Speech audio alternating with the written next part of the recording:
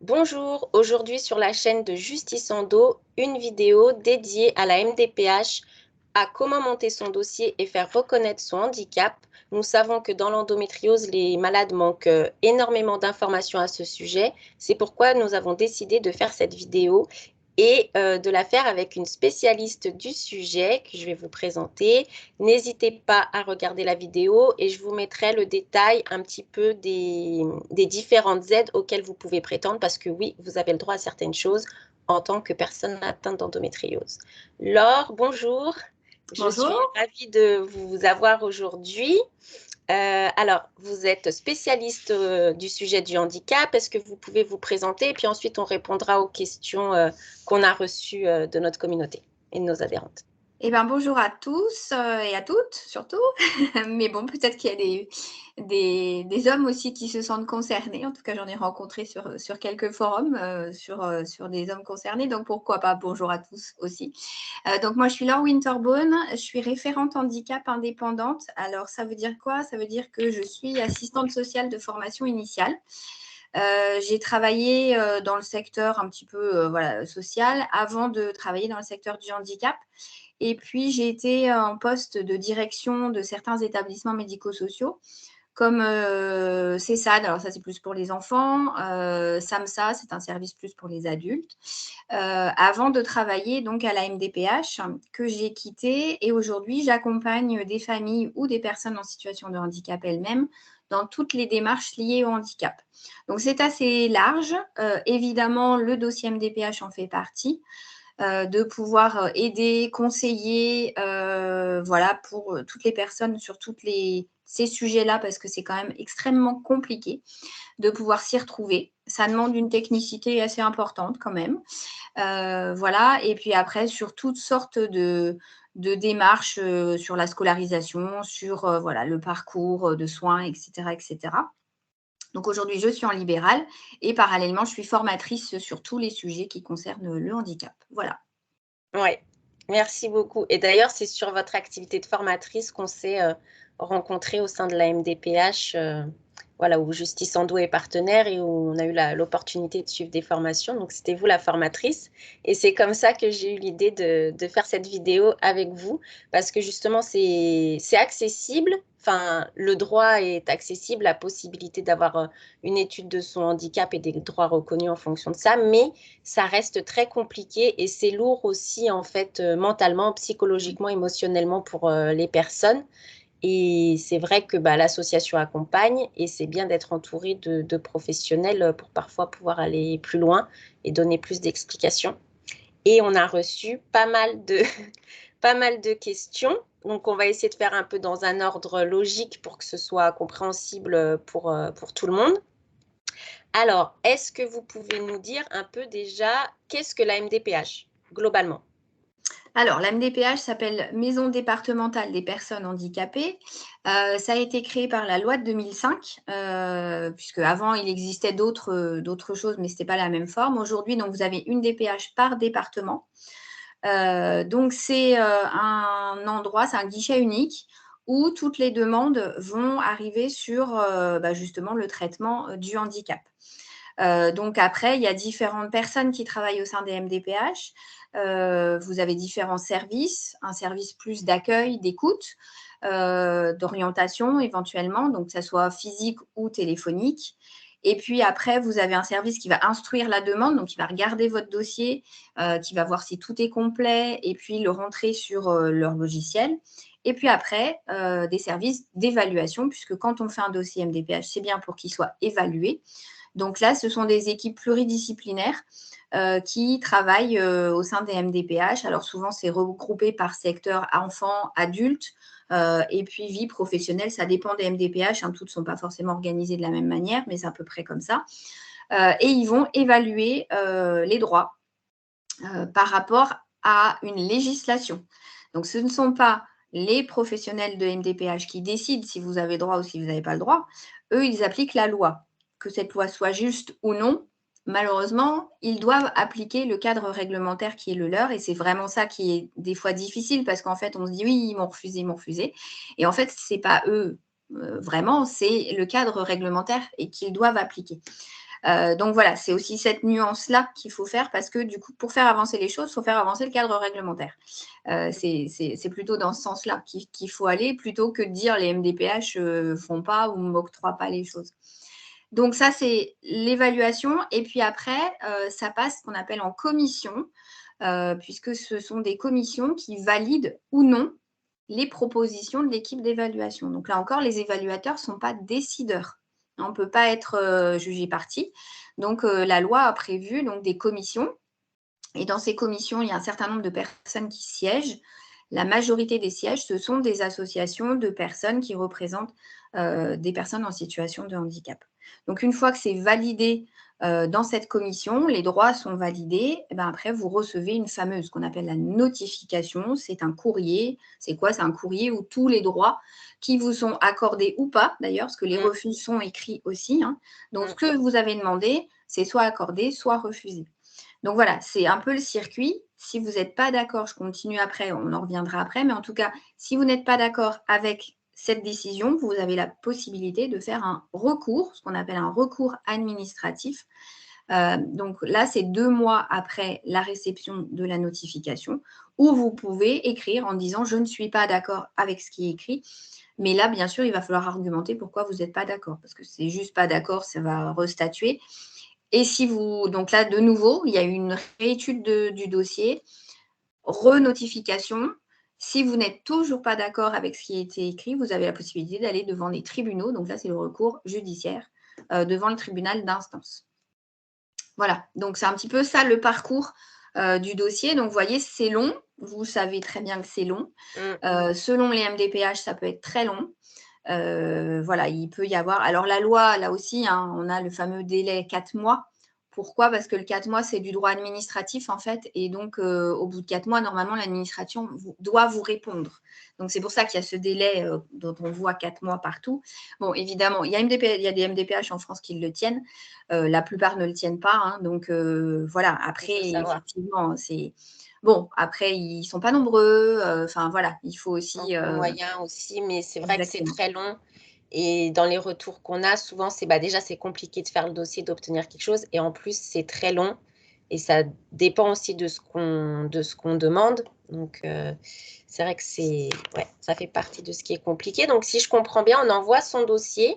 Il est réceptionné par une première équipe, une première personne qui va scanner ou voilà, rentrer les choses dans un logiciel. Ensuite, il y a une première équipe qui fait une évaluation. C'est une équipe pluridisciplinaire, si je ne me trompe pas. C'est ça. Qui fait des propositions. En fait, nous, on pense que cette personne, elle devrait avoir ça, ça, ça. Et ensuite, ça va à une autre équipe qui est la commission départementale de l'autonomie, si je ne me trompe pas, des personnes handicapées. C'est pas une autre équipe. Qui va donner sa décision finale. C'est ça. Ouais. Les membres de CDAPH, en fait, ne sont pas du tout… ce sont des bénévoles. Hein, en fait, ça peut être des professionnels qui ont des sièges. Donc, il y a des représentants de l'ARS, du conseil départemental, de l'éducation nationale. Mais la majorité des sièges, ce que je vous disais, il y a 7 sièges qui sont réservés à des associations de représentants de personnes en situation de handicap. Donc, c'est eux qui vont décider et eux ne sont pas personnels de l'éducation, de la MDPH. Hein. C'est, voilà. Ah oui, d'accord, ok. Ah oui, donc c'est l'équipe d'évaluation fait partie de la MDPH qui transmet à cette commission qui est plus indépendante et qui va statuer. D'accord, ok. Et justement, qu'est-ce qu'on doit mettre dans son dossier pour avoir une chance d'obtenir quelque chose? Parce que on voit aussi le cas, donc il y a le cadre réglementaire, ça c'est sûr, mais parfois on manque de documents et finalement notre dossier est pas si complexe que ça ou pourrait être amélioré pour obtenir, avoir des chances, maximiser ses chances en fait. Donc qu'est-ce qu'on doit mettre dans son dossier MDPH? Alors, sachez, ayez toujours en tête, hein, quand vous faites un dossier, l'équipe d'évaluation de la MDPH n'a que ce dossier pour évaluer votre situation. Donc, ils n'ont que ça. Dans certaines MDPH, ils ont le temps de pouvoir, à minima, appeler, parfois se déplacer. C'est rare, c'est très rare. Donc, en fait, c'est un dossier. Donc, imaginez-vous, vous, c'est votre situation, c'est votre vie. C'est compliqué et tout ce que ça engendre. Et il va falloir que ça transparaisse dans ce dossier, en fait. Parce que sinon, effectivement, eh bien, il y a des dossiers qui sont vides ou pas beaucoup remplis. Et on fait avec ce vide ou pas beaucoup rempli. Donc, c'est ça qui est très compliqué quand on ne connaît pas. Un premier dossier MDPH, ce n'est pas évident. C'est jamais évident, de toute façon. Mais du coup, c'est vrai qu'il va falloir avoir un certain nombre de choses pour qu'on puisse avoir ces droits. Alors, il faut savoir qu'il y a des documents qui sont obligatoires. Donc, c'est le tout ce qui est CERFA. pièces d'identité, Alors, voilà, c'est ça. ce qui est Vous avez vraiment le purement CERFA. administratif. Le document, donc là où on remplit la demande, qui est le CERFA, qui est disponible sur Internet, vous pouvez le télécharger.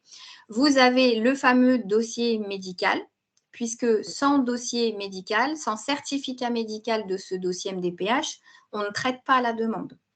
Donc, il est obligatoire. C'est alors maintenant, c'est 1 an. Avant, c'était 6 mois. Le temps qu'on fasse la demande, c'était fini. Donc, maintenant, c'est 1 an. Donc, il faut 1 an. Après, il y a cette possibilité de la première demande, de toute façon, il faut que le certificat médical soit complètement rentré. Après, si la situation ne change pas, s'il n'y a pas d'évolution et que vous refaites un dossier, le médecin peut juste se cocher la situation n'a pas évolué par rapport à la dernière fois et juste signer. Donc ça suffit. Donc ça, c'est un document obligatoire. Et puis les autres documents obligatoires, c'est un justificatif de domicile et pièce d'identité. Et puis après, voilà, ça, c'est ces 4 documents-là. Sans ça, on n'ira pas plus loin. Donc, il faut ça. Après, vous pouvez mettre dans un dossier MDPH tout ce que vous voulez. Il n'y a pas de liste limitative dans le document, dans les documents que vous pouvez joindre dans le dossier. Donc, en fait, il y a beaucoup, vous pouvez, alors notamment le fameux projet de vie, on l'appelle comme ça. Alors, ça fait partie du dossier parce que alors c'est pas écrit projet de vie, c'est information complémentaire. Vous avez une petite feuille. Dans la case vie quotidienne. Vie quotidienne, exactement. Donc là, c'est quoi ce fameux projet de vie? C'est le document qui va permettre à la MDPH de comprendre votre quotidien. Donc, c'est hyper important de pouvoir le faire. Alors, ce qui est difficile, c'est qu'il ne faut pas en faire 10 pages parce que vous comprenez bien que, voilà, Il y il a faut tellement de être… dossiers qu'ils n'ont pas le temps de tout. C'est ça, donc il faut être Faut être assez concis. concis. Ouais.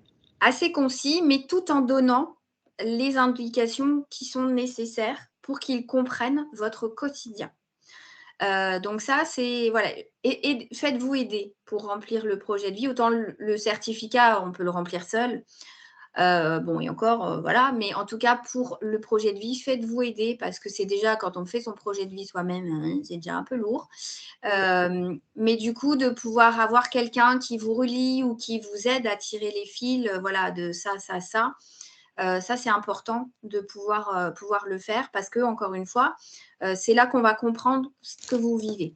Après, tous les autres comptes rendus, vous avez le certificat médical. Je précise, n'importe quel médecin fait le certificat médical. Généraliste ou spécialiste? Comme vous voulez, c'est celui qui connaît le mieux, c'est mieux, voilà. Mais des fois, ce n'est pas forcément le cas. Mais à côté du certificat médical, vous pouvez joindre tous les comptes rendus médicaux, toutes les ordonnances que vous souhaitez. Donc voilà, si c'est le généraliste et puis que vous avez un compte rendu seulement d'un spécialiste, n'hésitez pas à mettre le compte rendu.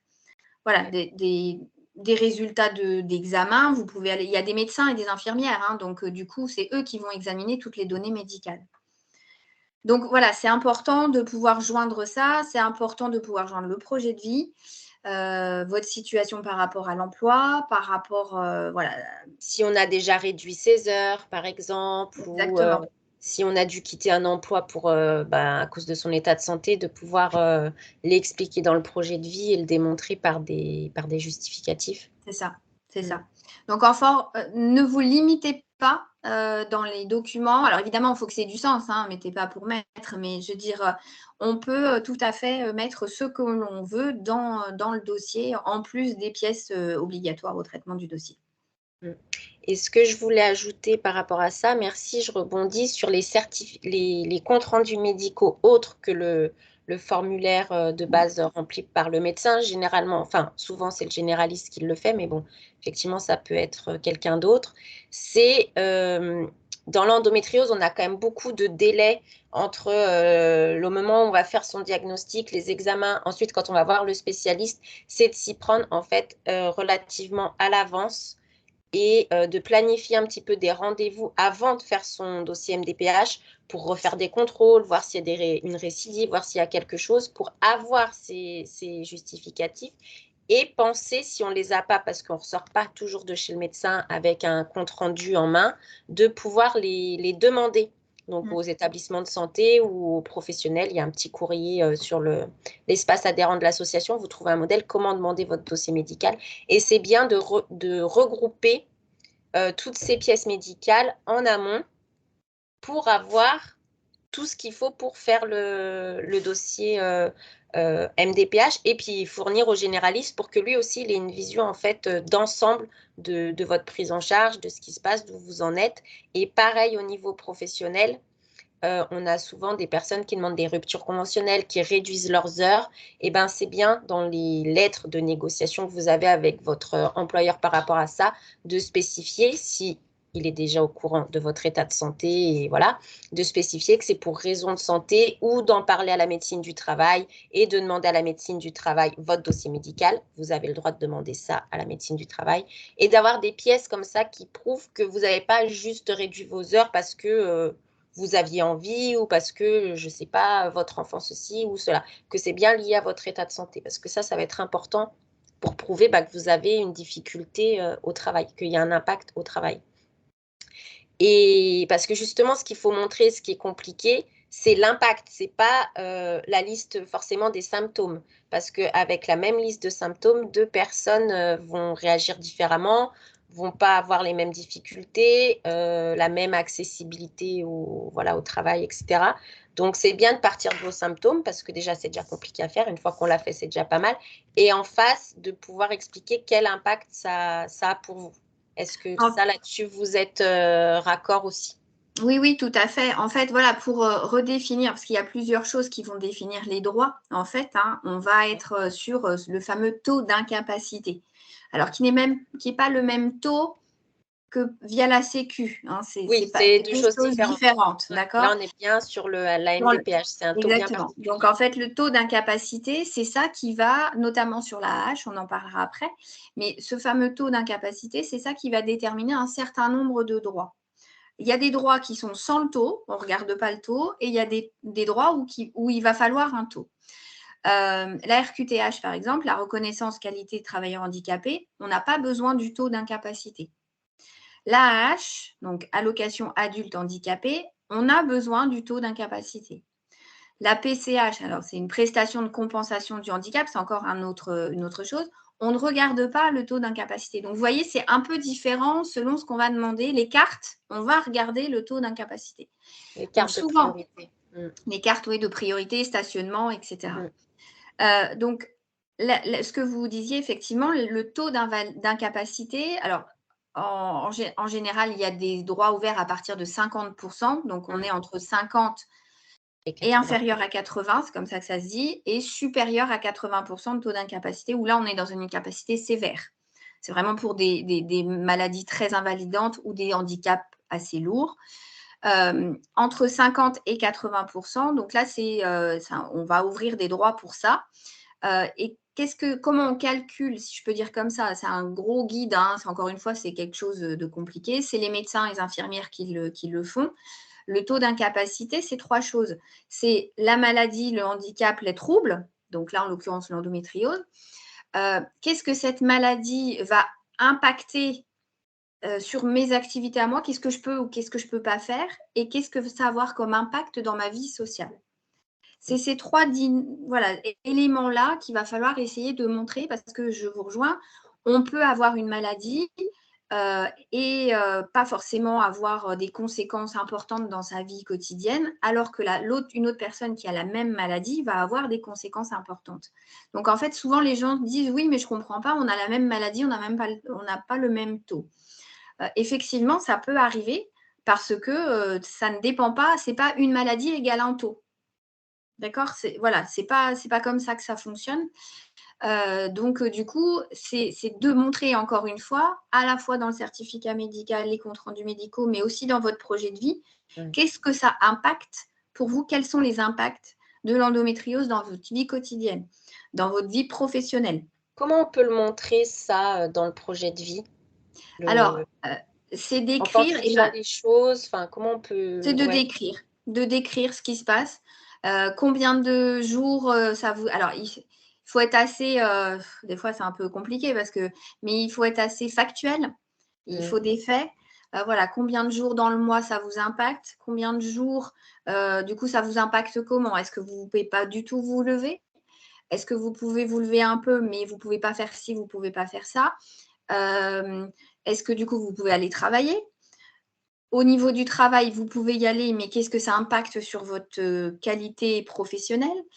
Voilà, c'est à chaque fois, c'est déployer un petit peu les choses comme ça en étant assez précis et factuel. Voilà, c'est vraiment ça, c'est se dire, bah voilà, les jours où je suis en crise, c'est combien de jours dans le mois?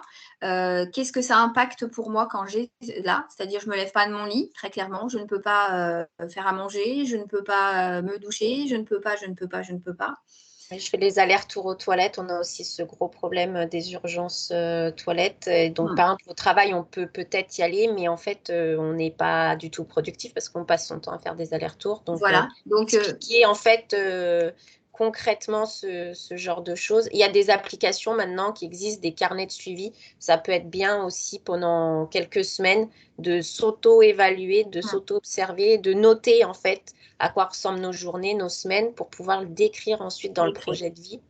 Parce que je crois que vous aviez expliqué à une des formations que finalement, l'équipe qui fait l'évaluation à la MDPH, donc elle regarde tout ce qui est médical et le projet de vie, donc elle fait une première évaluation. Et ensuite, la commission qui décide se base sur cette évaluation et uniquement après que sur le projet de vie. Ils n'ont pas le temps de repartir sur la partie médicale qui a déjà été évaluée par des équipes où il y a des médecins, des infirmières, etc., etc. Donc, en fait, la décision finale se base sur une première évaluation médicale et sur le projet de vie. C'est vraiment ce qui va, vous aviez vraiment insisté là-dessus, c'est tout mettre dans le projet de vie tout en étant concis et en montrant ses difficultés, même au niveau psychologique. Bah, j'ai des crises d'angoisse, donc ça m'empêche de ci, de ça, de sortir. Enfin voilà, que tout soit bien décrit dans le projet de vie pour que la En fait, il commission ait faut... une vision claire, quoi. Ouais. En fait, c'est les deux. Si vous voulez, on va aller regarder le médical et des éléments tangibles, parce qu'effectivement, on peut dire on a ça, mais voilà. Donc, Oui, il en faut le fait, c'est tout prouver. ce que vous allez pouvoir décrire dans le projet de vie. Il faut que ça soit corroboré du point de vue médical, avec des attestations, alors médical ou dans votre vie professionnelle, un taux d'absence important, un taux d'arrêt maladie important, etc., etc. Donc ça, c'est voilà, c'est des choses tangibles qu'il va falloir. Mais après, la réalité de ce que sont vos difficultés, il n'y a que vous qui pouvez l'exprimer. Et donc là, c'est vraiment important. C'est vrai que c'est pas évident on sait, enfin voilà, les gens qui connaissent pas, on ne sait pas comment le faire, le rédiger. Et puis on se dit, on décrit, alors soit on décrit juste je souhaite la hache parce que j'ai ça et que ça m'empêche de, mais c'est pas suffisant. Soit au contraire, il y a, c'est souvent les parents, là, c'est plus les parents pour leurs enfants qui écrivent énormément, énormément, énormément, mais en même temps sans avoir d'éléments tangibles. Vous voyez, donc c'est pas simple, hein. Je dis pas que c'est un document simple, mais c'est un document important en tout cas. Pour pouvoir corroborer voilà, ce que va dire le médecin ou voilà. Je reviens sur le certificat médical. C'est important que votre médecin remplisse correctement. Je le sais que c'est compliqué, mais en tout cas, correctement ce certificat parce que très clairement, il y a des droits qui vont être directement liés au certificat médical. Donc, c'est vrai que s'il n'est pas bien rempli, si le médecin ne prend pas le temps, enfin voilà, moi je dis toujours, un certificat médical, vous êtes là quand on le remplit, c'est pas donné à la secrétaire pour qu'il le remplisse en fait. Parce que voilà, il y a des choses qui vont impacter un certain nombre de droits et donc du coup c'est important. Après, si vous avez des difficultés par rapport pour remplir ce certificat médical. Alors, essayez spécialiste, voilà, essayez de voir un peu ceux qui sont les plus aguerris à ça. Sinon, si vraiment, vous pouvez aussi mettre, alors ça ne changera peut-être pas, mais en tout cas, de l'indiquer dans votre projet de vie que vous avez eu des difficultés pour faire remplir ce dossier, ce certificat, pardon, que le médecin n'était pas à l'écoute, que le médecin ne vous l'a pas rempli avec vous, que vous n'étiez pas là.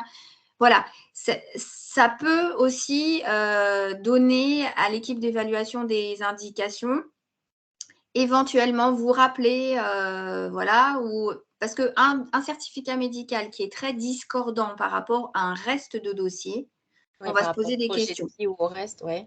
Voilà. S'il y a des comptes rendus, s'il y a votre projet de vie, s'il y a tout un tas d'éléments qui montrent quelque chose et que le certificat médical montre complètement l'opposé, on va quand même se poser des questions.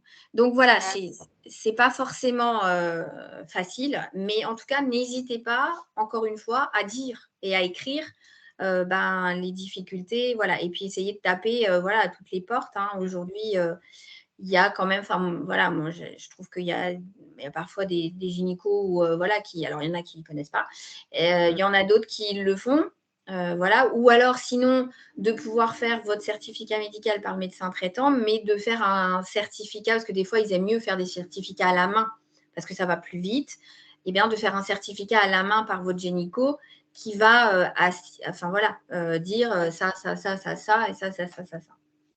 Et d'ailleurs, vous me disiez que les médecins ne peuvent pas, dans la loi en tout cas, après dans la pratique on a eu des questions là-dessus, ça me permet de rebondir, ne peuvent pas refuser de remplir le certificat médical.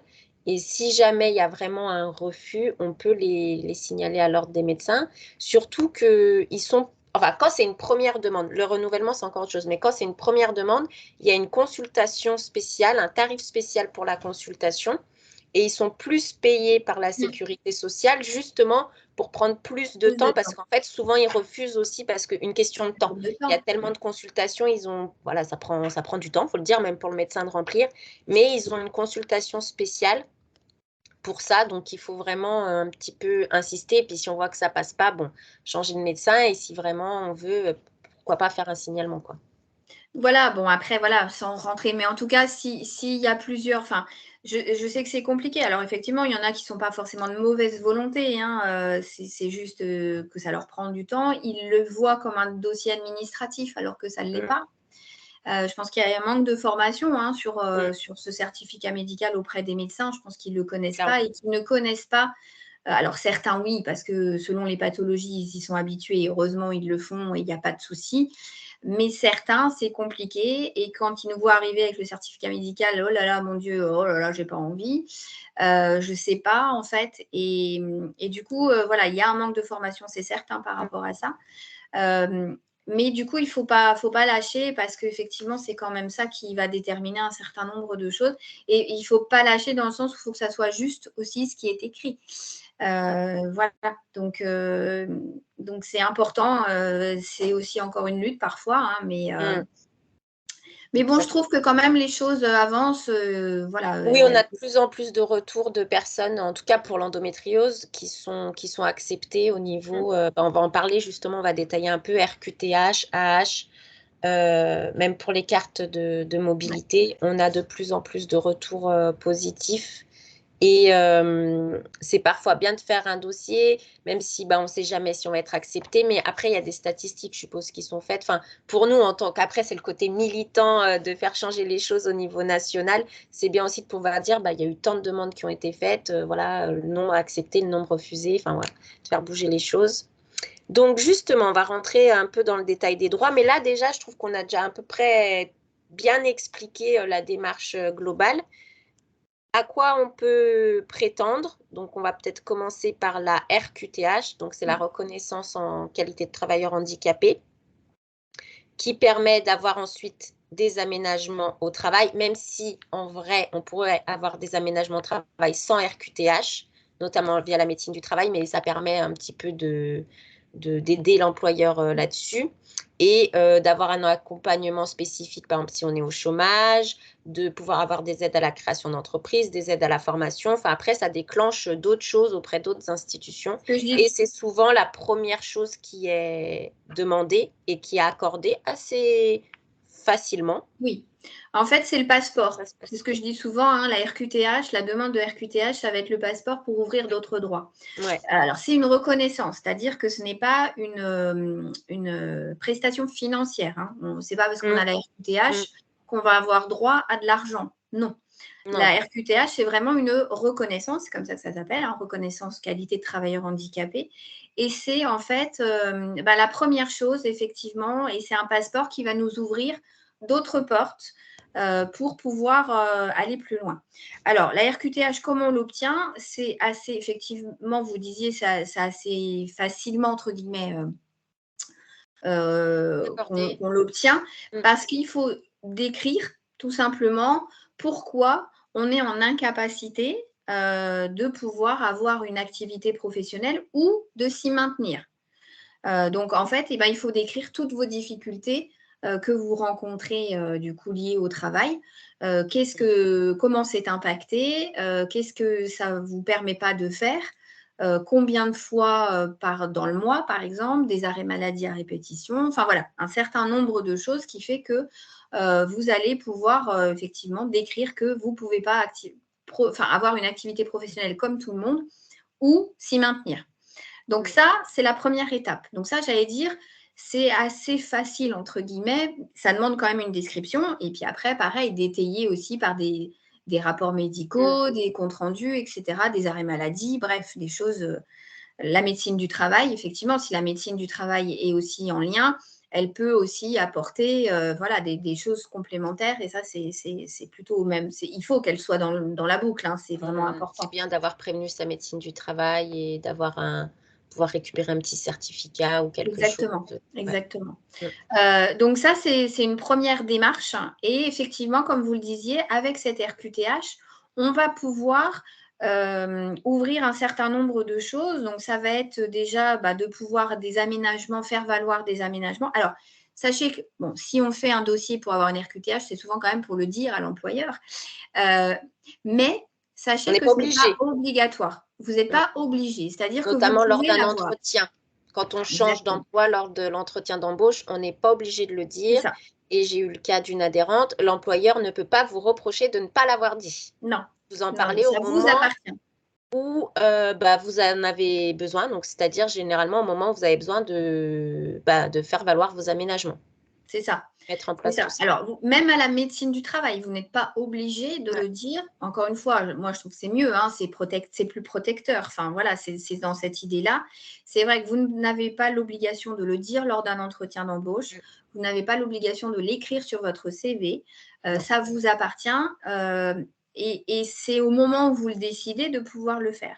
Il faut savoir aussi que pour les entreprises de plus de 20 salariés, pour eux, c'est intéressant, si je peux dire ça comme ça, de le savoir, puisqu'on a le fameux 6%, on a un quota des personnes handicapées en emploi. C'est ça, de personnes en situation de handicap dans leur effectif. S'ils n'atteignent pas ces 6%, ils sont redevables de taxes.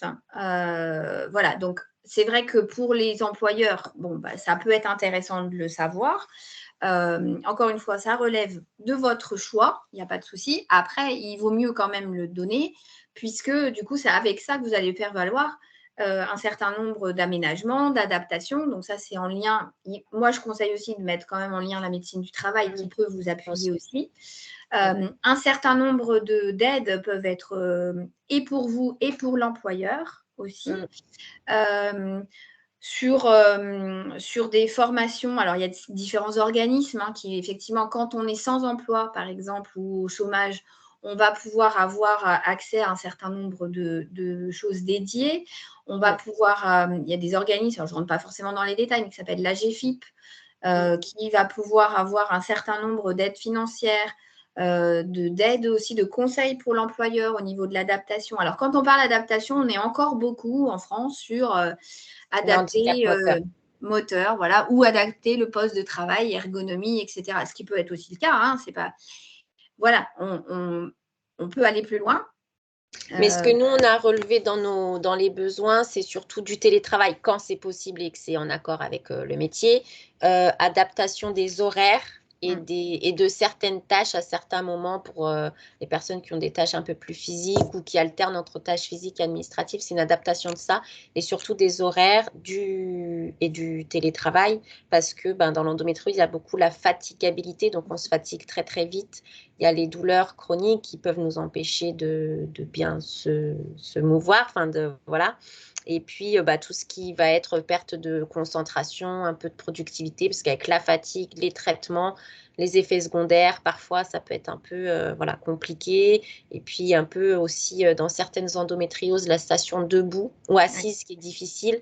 Donc là, effectivement, il peut y avoir On a un partenaire qui est médecin du travail, justement, un médecin, qui nous expliquait pour les bureaux maintenant qui montent et qui descendent, si on veut travailler debout, si on veut travailler avec une Swiss ball, si on veut un siège ergonomique, effectivement, c'est mieux de passer par la RQTH et on peut l'avoir rapidement si on demande que ça. C'est-à-dire que si on est en emploi, même à temps partiel, a priori, on n'aura pas l'AH parce que l'AH, c'est pour les personnes qui ne peuvent plus travailler ou voilà, qui ont une restriction, vous nous l'expliquerez, durable à l'emploi. Donc, si vous êtes en poste, vous n'aurez pas d'AH a priori. Donc, vous pouvez demander que la RQTH. Et dans ces cas-là, vous cochez la case procédure accélérée. Et en 2-3 mois, on peut avoir une réponse là, par contre, pour le coup. Et ça peut dépend être des assez délais, rapide après. mais effectivement, s'il n'y a que ça, c'est effectivement. Et après, vous pouvez avoir des ouvertures de droit. Enfin, voilà, je vous dis, moi, j'ai une RQTH parce que j'ai une déficience auditive. Du coup, effectivement, ça va, par exemple, pour le financement de mes appareils auditifs, j'ai pu faire appel à la GFIP pour m'aider à financer les appareils auditifs. Parce que dans mon milieu professionnel, voilà, il y a deux choses. Il y a la vie quotidienne et puis il y a le milieu professionnel. La RQTH, on est vraiment que par rapport à l'emploi. Donc, les adaptations vont être liées à l'emploi. Bon, là, en l'occurrence, mes appareils auditifs, je les porte tout le temps. Mais si vous ne pouvez pas entendre comme il faut, vous ne pouvez pas travailler. Donc, exactement. c'est aussi... Voilà, donc ça, en fait, vous voyez, la GFIP peut proposer un certain nombre d'aides, que ce soit d'aides financières. Alors, c'est un dossier encore à remplir, mais c'est assez simple, franchement. Sur ce qui est de la GFIP, ça va. Vous pouvez être accompagné aussi. Vous avez des formations spécifiques aussi quand vous êtes demandeur d'emploi avec une RQTH. Il y a Cap Emploi, il y a des choses qui peuvent être... Bref, donc ça, c'est vraiment pour moi la première chose à faire dans le cas de l'endométriose, c'est vraiment demander la RQTH. Et rapidement après le diagnostic et quand vous avez déjà quelques comptes rendus de spécialistes, de ne pas attendre d'être trop en galère pour la demander parce que finalement, vous pouvez l'obtenir assez facilement et mettre en place des aménagements qui vous éviteront de rentrer dans le parcours chaotique que certaines connaissent et dont j'ai connu aussi, de devoir quitter un emploi, après de ne pas retrouver quelque chose qui est adapté ou pas au même salaire, ou ceci, et de rentrer dans une spirale un peu infernale comme ça. Donc, de le demander assez tôt, voilà. Dès 16 ans, hein, on peut demander la RQTH dès 16 ans. Ah oui, dès 16 ans. Donc, c'est-à-dire que si on est en alternance, par exemple, pour la partie employeur, les semaines où on est en entreprise, là, on demande une RQTH. C'est ça. D'accord. Okay. De toute façon, vous savez que voilà, avec cette maladie, il y a voilà, dans votre vie professionnelle, forcément, ça va être impacté. Donc, du coup, demandez la RQTH. Vous l'utilisez, vous ne l'utilisez pas. Le droit, il est ouvert. Effectivement, au début, ça ne peut être que ça. Et je vous rejoins totalement. Ça évite, enfin, c'est en prévention. Donc, du coup, ça va permettre des aménagements. Et c'est ça qu'il faut faire valoir auprès des employeurs. C'est que du coup, oui, c'est des aménagements. Oui, c'est un peu pénible pour réfléchir, pour activer, parce que c'est encore des papiers, c'est encore ceci, c'est encore cela. Mais c'est aussi que pour après, la situation soit viable. Et pour l'un et pour l'autre, hein, à la fois pour votre employeur et pour vous, pour que les choses se passent le mieux possible, effectivement, qu'on ne soit pas dans une spirale un peu infernale où je surcompense parce que je n'ai pas de compensation et que je m'épuise et que du coup, à un moment donné, non, je ne vais pas y arriver. Et est-ce qu'on peut avoir une RQTH à vie? On avait eu cette question. Alors, les droits sans limitation de durée, je crois que oui, hein, dans la loi, je pense que la RQTH, c'est possible, sauf que pour attribuer des droits sans limitation de durée, la loi dit, enfin en tout cas dans les décrets, c'est que dans l'état actuel de la science, il n'y a pas d'évolution favorable possible.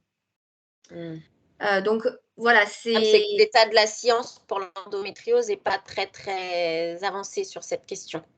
Et en général, on on est sur des droits sans limitation de durée, plutôt sur des taux supérieurs à 80%, sur des taux d'incapacité supérieurs à 80%, dont on sait, voilà, personnes trisomiques par exemple, ou voyez, sur des handicaps cognitifs importants, dont on sait que voilà, ça n'évoluera pas. Là, sur l'endométriose, je doute que vous ayez une RQTH sans limitation. En tout cas, quand il n'y a que ça, parce que vous nous avez beaucoup parlé dans les formations des troubles neurodéveloppementaux, donc tout ce qui est troubles du spectre autistique, troubles de l'hyperactivité avec ou sans, non, troubles de déficit de l'attention avec ou sans hyperactivité. Quand en fait il y a ça aussi ou des dépressions qui sont très fréquentes avec l'endométriose, il faut bien faire un dossier qui prend en compte tout l'ensemble. Et on n'est pas on n'est pas son endométriose, mais on n'est pas que ça. On peut malheureusement avoir d'autres troubles. Et donc, après, ça dépend des situations. Donc là, on donne une règle à peu près générale que pour l'endométriose, a priori, il n'y a pas de RQTH à vie ou de droit à vie.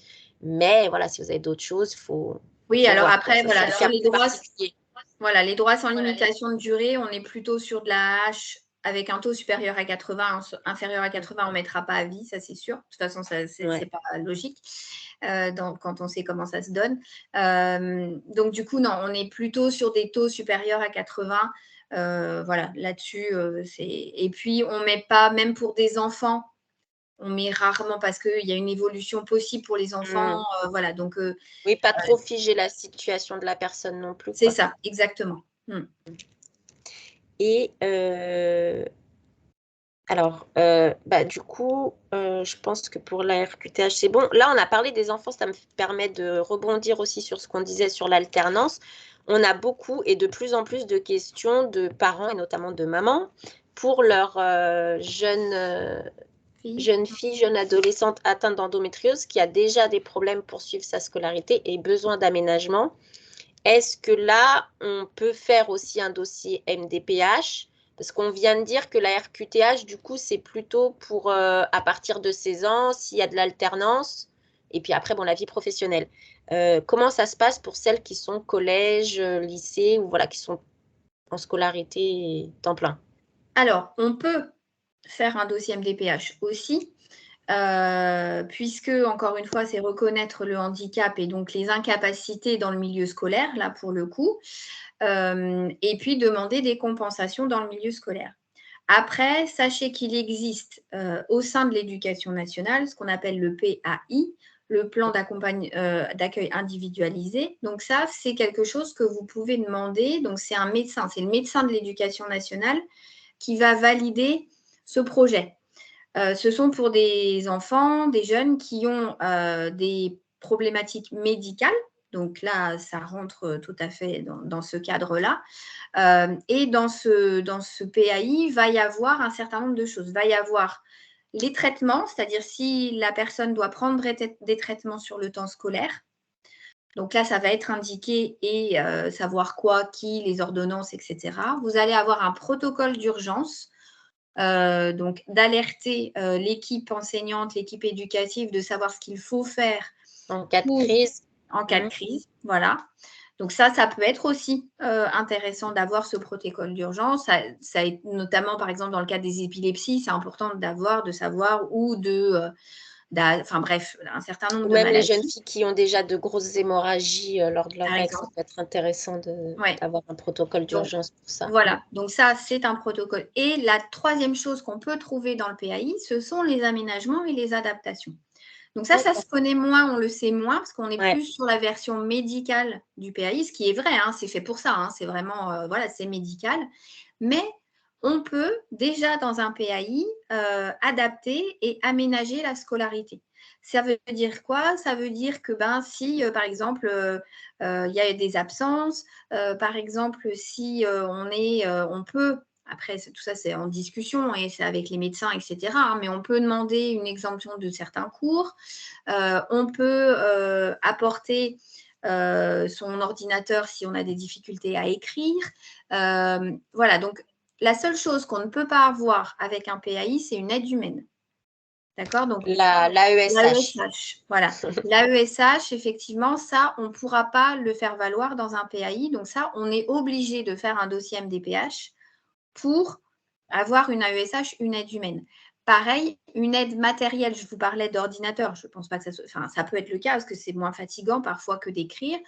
L'ordinateur, dans le cadre d'un PAI, c'est vous qui allez devoir le fournir.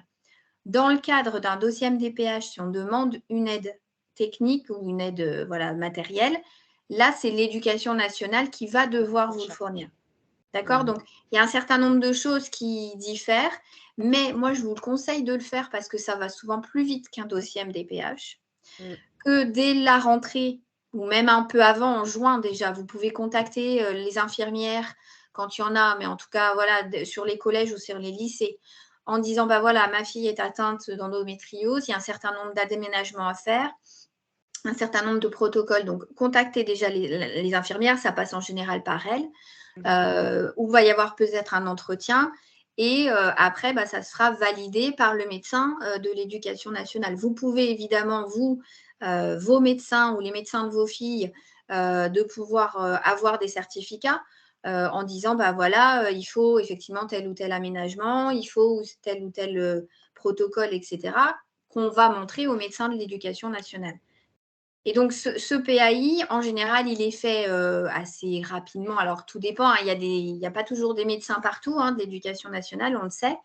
Mais en tout cas, voilà, en général, aux vacances de la Toussaint, ils sont tous quand même plutôt rédigés. Et après, il faut que, alors ça, c'est la deuxième étape, il faut qu'ils soient mis en place et que l'équipe éducative soit au courant. Voilà, donc c'est la deuxième étape. Mais disons que vous pouvez déjà passer par là plutôt qu'engager un dossier MDPH qui va prendre de toute façon plus de temps pour que assez rapidement au sein de l'établissement scolaire, les choses soient posées. Et c'est important notamment d'avoir un PAI ou un dossier MDPH aussi, c'est les deux, dans l'aménagement des examens. Oui, les temps d'examen, avoir plus de temps, avoir le droit, même pendant les cours ou les examens, le droit de sortir, d'être positionné plutôt, alors pas exclu quand même du côté de la porte, genre tu es déjà dehors, mais plutôt voilà, sur la partie de la classe où on peut sortir, aller faire ses allers-retours aux toilettes sans trop déranger tout le monde. On avait donné quoi comme exemple lors de la formation? De pouvoir avoir accès par exemple à la bouilloire des enseignants pour faire sa bouillotte, avoir un petit casier où ranger ses protections, pouvoir aller se reposer en cas de crise à l'infirmerie. Voilà, tout ça et les temps d'examen, c'est vraiment la base, je pense, pour c'est ça, effectivement. Donc, ça n'empêche pas que vous pouvez déposer un dossier MDPH. Le PAI, il y a des enfants qui ont des PAI et des dossiers MDPH. Parce que de toute façon, la partie aménagement et orientation et adaptation, pardon, elle sera reprise dans le dossier MDPH. Oui, mais franchement, moi, je conseille, en tout cas, évidemment pas sur tous les types de handicap, mais en tout cas, dans le cas de l'endométriose, je pense que c'est intéressant de pouvoir demander un PAI parce que voilà, c'est mis en place plus rapidement, c'est interne à l'éducation nationale et c'est réfléchi dans le cadre de l'établissement. Donc, du coup, c'est aussi plus axé, enfin voilà, ça colle à la réalité de l'établissement. Et dans le dossier MDPH, vous parliez de l'AESH, donc par exemple, s'il y a un trouble cognitif à côté, ou ça peut, voilà, pourquoi pas, ça peut être intéressant. Donc pour ça, et aussi pour, donc là, c'est plutôt les adolescents atteints d'endo ou pas, mais bon, celles qui ont de l'endo, qui ont d'autres troubles à côté et dont un des parents doit arrêter de travailler ou doit réduire ses heures de travail et là va demander une allocation, voilà, on ne rentre pas dans le détail, mais une petite allocation complémentaire pour compenser cette perte de revenus. C'est vraiment la MDPH un peu que dans ce cadre-là. Donc si c'est que pour des aménagements, comme on disait, accès à la bouilloire, pouvoir se reposer, un protocole d'urgence en cas d'hémorragie, pouvoir faire les allers-retours aux toilettes tranquillement, machin. Ça, c'est vraiment le PAI. Et du Oui. coup, il n'y a pas forcément besoin de Non, dossier il n'y a pas MDPH. forcément besoin. En tout cas, pas de suite. Après, il faudra le faire pour la RQTH. Pour moi, c'est Voilà. essentiel de le faire pour la RQTH. Mais en tout cas, pour que ça soit le plus vite possible mis en place, enfin voilà, moi, je pense que le PAI est plutôt une Centré bonne sur le PAI. alternative. Ouais. Ouais. Ok, bah merci. Donc ça, on a vu la vie professionnelle, la scolarité. Et ensuite, si par exemple, donc on a sa RQTH, ou pas d'ailleurs, on est dans une situation où on ne peut plus travailler du tout, ou plus comme avant, on peut demander donc l'allocation adulte handicapé, AAH. Dans ces cas-là, comment ça se passe? Est-ce qu'on peut quand même continuer à travailler quelques heures par semaine à côté? Quels sont les critères? Et il y avait une autre question par rapport à ça. Ouais, c'était surtout sur les critères pour la AH. Et est-ce qu'on peut quand même travailler un petit peu à côté? Alors, je vous disais, il y a des droits qui sont liés au taux d'incapacité, d'autres pas. Donc là, la H, très clairement, est liée au taux d'incapacité. Donc, en fait, quand vous faites votre dossier pour demander une aide financière, parce qu'une AH, c'est une allocation, Oui, donc c'est c'est une une aide pension. financière. Hein, c'est un revenu d'existence pour les personnes qui ne peuvent pas ou plus ou peu travailler du fait de leur handicap. Donc, en fait, là, on va aller voir le taux d'incapacité. Donc, quand on fait un dossier pour l'AH, il va falloir démontrer toutes les incapacités, tout ce qu'on disait tout à l'heure. Hein. Vous avez la maladie, mais qu'est-ce que ça vous empêche de faire et qu'est-ce que ça empêche de faire au quotidien et dans votre vie professionnelle, notamment. Ça, c'est vraiment parce que vous avez perdu, voilà, vous êtes en arrêt maladie ou en arrêt longue durée, en invalidité, voilà, vous avez perdu votre activité professionnelle et donc vous demandez une compensation financière. Donc en fait, il va y avoir déjà cette étude du taux d'incapacité. Alors, l'AH, quand on a un taux supérieur à 80%, l'AH, elle est automatiquement attribuée. Donc là, on ne se pose pas de questions. Ce n'est pas le cas aujourd'hui, je ne pense pas, dans l'endométriose, on est plutôt entre 50 et 80%. Quand on est dans ce taux-là, et c'est le cas pour vous, on va avoir l'AH que si on a une restriction substantielle et durable d'accès à l'emploi. C'est écrit comme ça, c'est un peu barbare, mais c'est comme ça que c'est écrit. Et regardez les notifications quand vous avez reçu ou pas la hache. En fait, normalement, c'est RSDAE, hein, donc restriction substantielle et durable d'accès à l'emploi. C'est quoi cette histoire-là? C'est qu'en fait, l'octroi de la hache va être conditionné à votre employabilité. C'est comme ça que ça va être décidé. C'est-à-dire que on va examiner votre situation par rapport à l'emploi, où vous en êtes par rapport à l'emploi et si votre handicap vraiment vous empêche par rapport à votre emploi de pouvoir du coup percevoir un revenu. Donc il y a un certain nombre de critères. Quand on est dans le milieu dit ordinaire, donc oui, la majeure partie, hein, voilà, c'est ça, il va y avoir une idée de temps en fait, hein, de mi-temps. On peut se maintenir à mi-temps ou pas. Si on est moins d'un mi-temps et qu'on est moins d'un mi-temps parce que c'est lié à notre handicap, encore une fois, on va vraiment examiner ça. Pas parce que les difficultés de transport dans mon coin, c'est compliqué. Pas parce que je dois m'arrêter pour garder mes enfants. Pas parce que dans mon boulot, il n'y a pas de boulot aujourd'hui, je ne trouve pas, etc.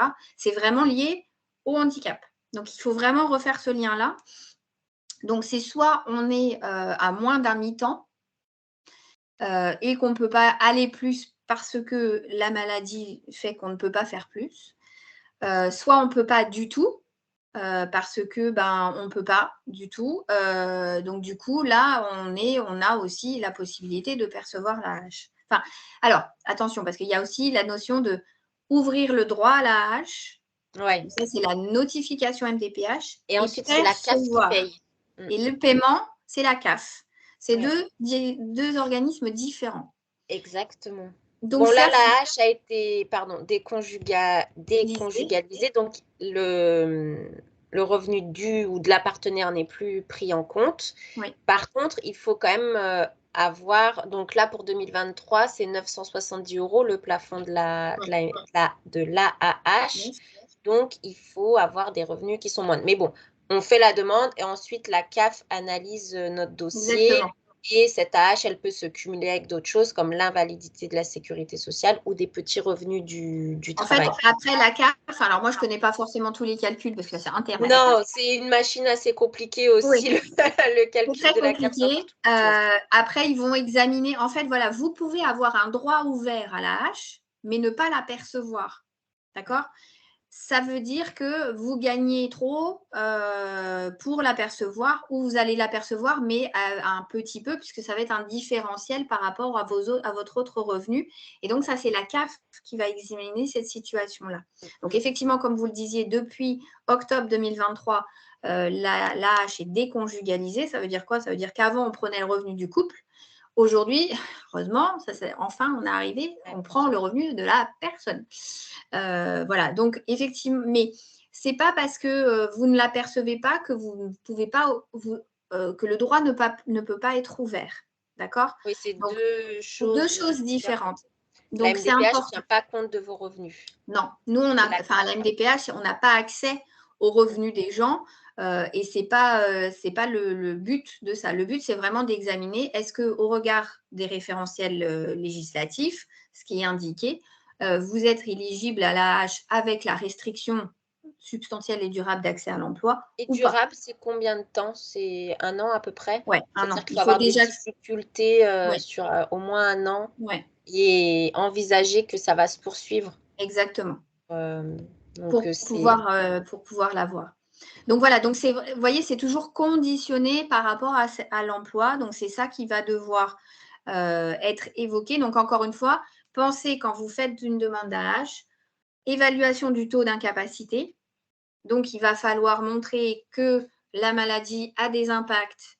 Quels impacts? dans le Comment? projet de vie. Exactement. À quel rythme? Combien de fois par mois? Tout le temps? Enfin voilà, c'est ça qu'il va falloir montrer. Et puis après, vous dire, voilà, je ne peux pas me maintenir. Alors, c'est soit il y a deux solutions, soit je ne peux pas me maintenir dans l'emploi où je suis parce que je ne peux pas être présente plus de mi-temps, parce qu'il n'y a pas d'adaptation, enfin, malgré les adaptations, il n'y a Il pas. faut déjà avoir tenté d'adapter les choses, C'est quoi. ça. C'est pas de but en blanc, on demande la hache et on va forcément. Il y a des cas, oui, mais globalement, c'est pas de but en blanc, C'est ça. on va vous donner la hache. Il faut souvent déjà avoir sa RQTH, avoir montré qu'on a mis des aménagements en place au travail, que ça n'a pas suffi, avoir tenté, pourquoi pas, une reconversion, enfin, ou un accompagnement avec Pôle emploi ou voilà, ou autre.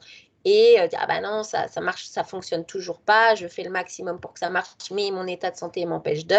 Et là, on peut avoir la hache. Mais ça peut vraiment être obtenu.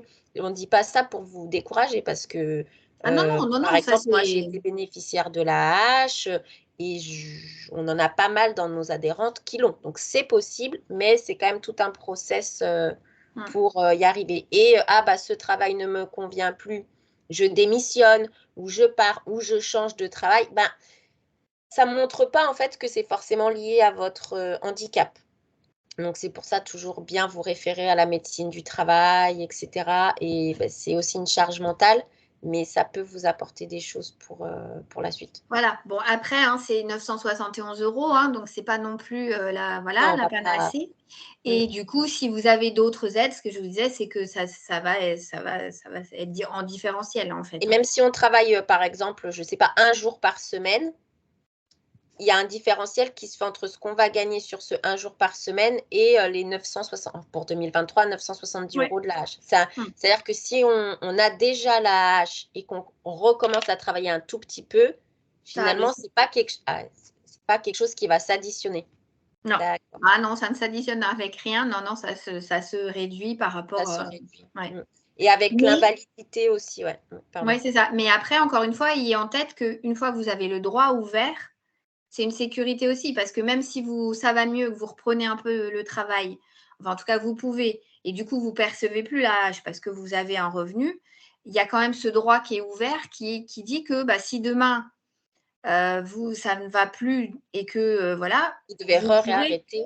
de nouveau avoir la hache, va pouvoir se... Vous voyez, donc une fois qu'il est ouvert, j'allais dire, c'est ça le plus important parce que après, Oui. Après, c'est la la CAF, CAF elle qui fait va aussi gérer. ses évaluations. Par exemple, elle fait l'évaluation au moment de la notification. Et puis, par exemple, si vous n'y avez pas le droit, parce que vous touchez trop, mais que vous avez une AH sur 2 ans et que l'année d'après, finalement, vos revenus ont chuté, vous recontactez la CAF. Je suis bénéficiaire de ce droit à la hache. Merci de bien vouloir recalculer mes droits. Et là, si vos ressources ont baissé ou vice-versa, la CAF, après, elle Exactement. s'actualise aussi. Hein. Ok. Et alors, si on est fonctionnaire, est-ce qu'on peut aussi avoir cette RQTH à âge? Ça fonctionne de la même façon. Pareil.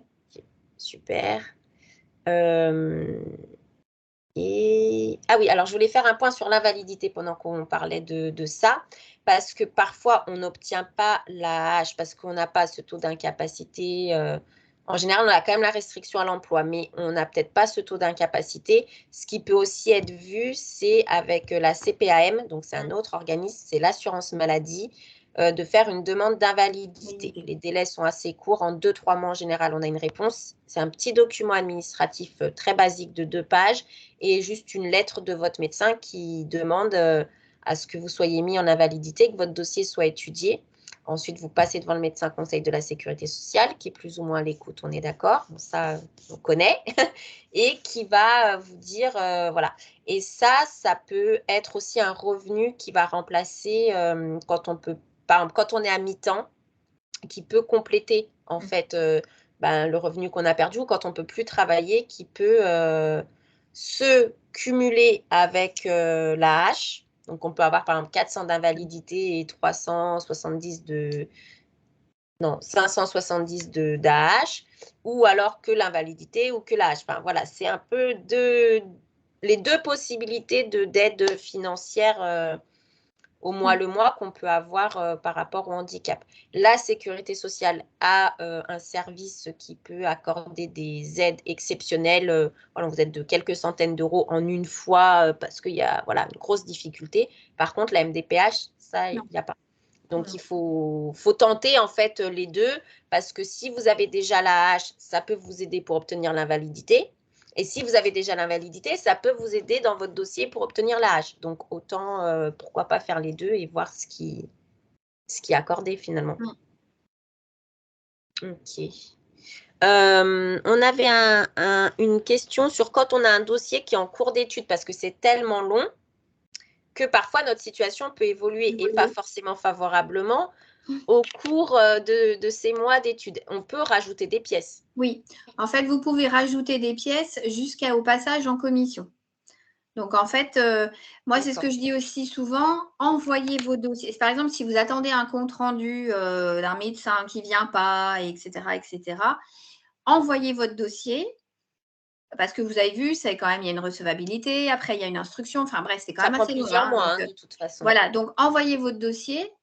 Et puis, une fois que vous avez votre compte-rendu qu'il arrive, eh ben, vous pouvez le renvoyer après. Vous pouvez renvoyer des documents jusqu'au passage en CDAPH.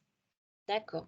Donc, par exemple, dans le cas de l'AH et de l'invalidité, on peut faire son dossier RQTH en premier parce que c'est ce qui prend le plus de temps à faire, c'est le plus lourd et bon, comme ça, on l'envoie. Entre-temps, on fait en suivant sa demande d'invalidité et si elle est positive, on fait un Oui, petit vous pouvez. courrier En en disant, bah voilà, j'ai reçu. entre-temps, j'ai obtenu l'invalidité et là, ça peut aider. C'est Oui, pas vous pouvez automatique non envoyer plus, n'importe mais quel voilà, document tout ce qui peut là-dessus. être rajouté, Vous ça pouvez vient aider. rajouter, ouais.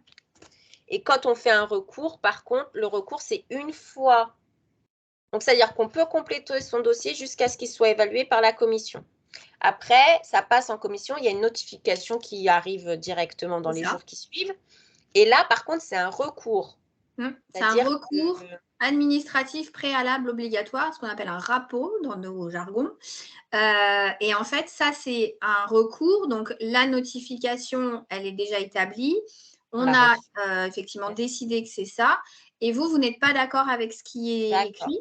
Donc là, vous avez 2 mois à compter de la réception de la notification pour envoyer un courrier, donc en explicitant bien que c'est un recours. En expliquant un petit peu, en insistant bien voilà. sur c'est un recours. Et par contre, il va falloir démontrer dans ce recours pourquoi vous n'êtes pas d'accord et l'étayer. Parce qu'évidemment, si vous dites juste je ne suis pas d'accord, mais il n'y a pas d'éléments nouveaux, ça risque pas forcément de passer. Donc, en fait, c'est soit vous avez un compte-rendu en plus, soit il faut réétayer le projet de vie, peut-être qu'il n'a pas été forcément bien écrit. Voilà, donc il faut redemander. Alors, on ne refait pas un dossier, hein, c'est vraiment un courrier avec des éléments complémentaires. D'accord. Et on peut aussi ne pas faire ce recours et attendre quelques mois et refaire une nouvelle demande. C'est ça. On n'est pas limité dans le nombre de demandes que l'on fait. Non, non.